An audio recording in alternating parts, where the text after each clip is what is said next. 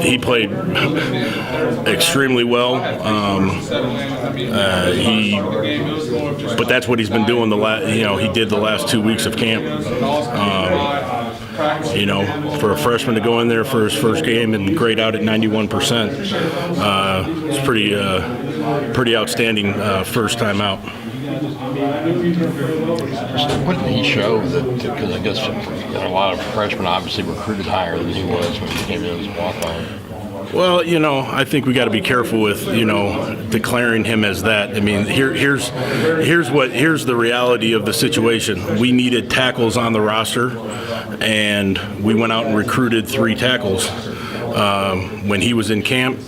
And what was communicated to him throughout the entire process, I told him from day one that if I had a guard position, you'd be the first guard that I would offer in this country because of the way that he played. And I think that was part of the reason why, obviously, Ty came here. But my job as the line coach is to play the 5 guys that are playing the best football. And it's not an indictment on anybody else because Brian Wallace has been playing good football. Jake Rawlers has been playing good football. Zach Rogers has been playing outstanding football. But Ty Clary the last 2 weeks was playing even better football, and so to me that's an added bonus. We continue to have depth, guys that have started games that are in that 2 deep, and obviously if you see that game when the 2s went in there, they marched right down the field and scored and graded out extremely well. It's not a who's on scholarship or anything like that. Nobody is entitled to a starting spot. I've told guys from day one that every day you're fighting to earn a starting spot. No one's going to be given anything, and so you got to battle for your spot on a daily basis. That's how you strain. That's how you strive, and that's how you perfect your craft. That's how you get better. And I think we're very fortunate to have a guy like Ty Clary and his caliber, and he's got a lot of football ahead of him. But he's off to a great start. Is he surprised you? I mean, coming in and winning a starting job like that? You don't expect that from a true freshman, I wouldn't think. No, I mean, I think surprised.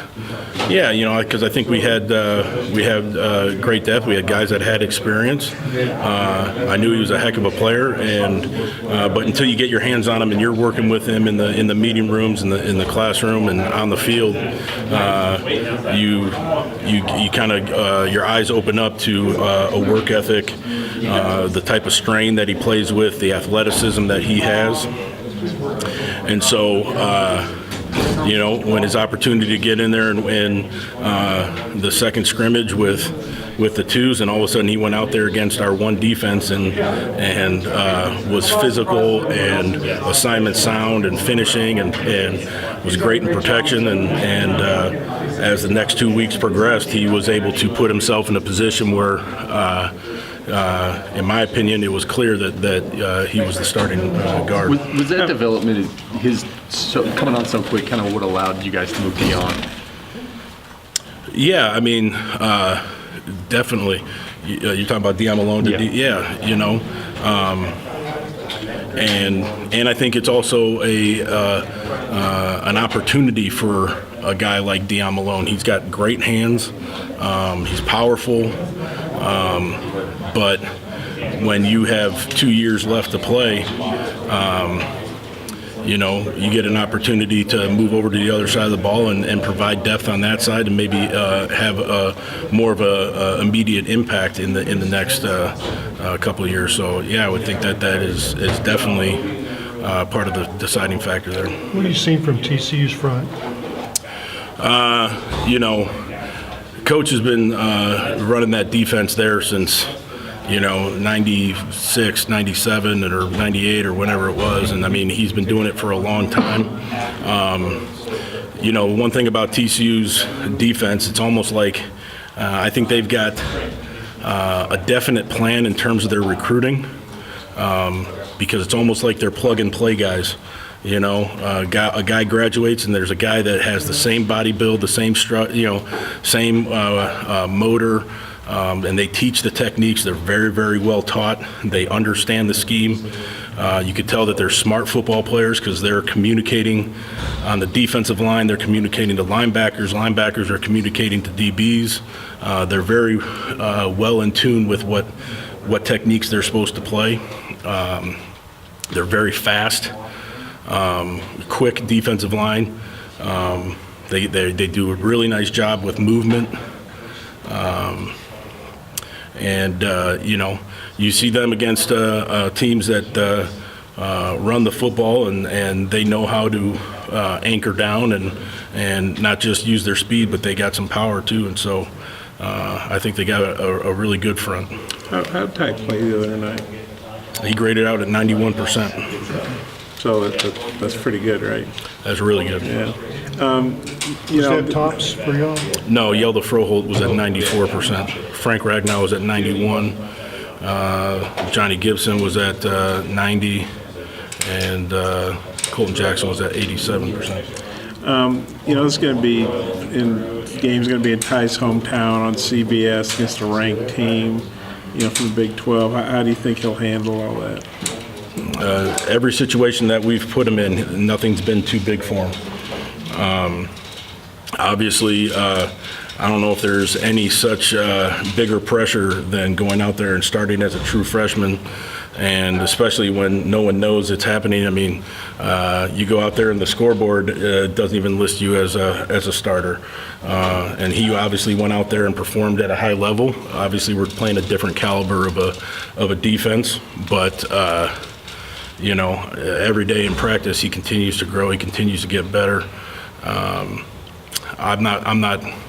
not concerned with it in terms of that, but because what he's proven and shown so far is that the moments haven't gotten too big for him. But Have you seen the shocked at how pushback? well he played on Thursday? not with the way he practiced. I figured I figured that there would be a few more freshman mistakes in terms of technique and stuff like that, but there really wasn't. I mean, he was. I knew he would play physical. I knew he would play strong, and I knew that he'd use his athleticism and his anchor. He's got really good hands. I knew I would see that, but he really didn't make any mistakes. In terms of assignment or anything like that, which was really good to see. Did you say he used his anger? What did you say? Used his hands, his athleticism. He used his angles really well. Okay, you said angle. Okay, I hate so to that's ask you to an repeat the grades again, but I didn't, I heard you saying them, but I was over there. They were all low 90s. Yelda was at a 94. He was the highest. Colton Jackson was a high 80s, 87%. Colton's mistakes came early and he settled down. Yeah. I mean, they had shown a look that they haven't shown, but his technique on that 3rd and 1, his footwork was right, his hands were wrong. With where the wheel was placed, he should have had better eye progression and had an understanding that this guy could come inside. He took the footwork that was right, but he was too high with his backside hand. He needs to come from low to high and put his hand right down the middle of that defender and wheel on him. He did later? Yeah, and he definitely settled down as the game went, But yeah, his few mistakes that he made all came in the first 3 drives. To be honest with you, he played pretty seamless and pretty well from there on out. Thanks.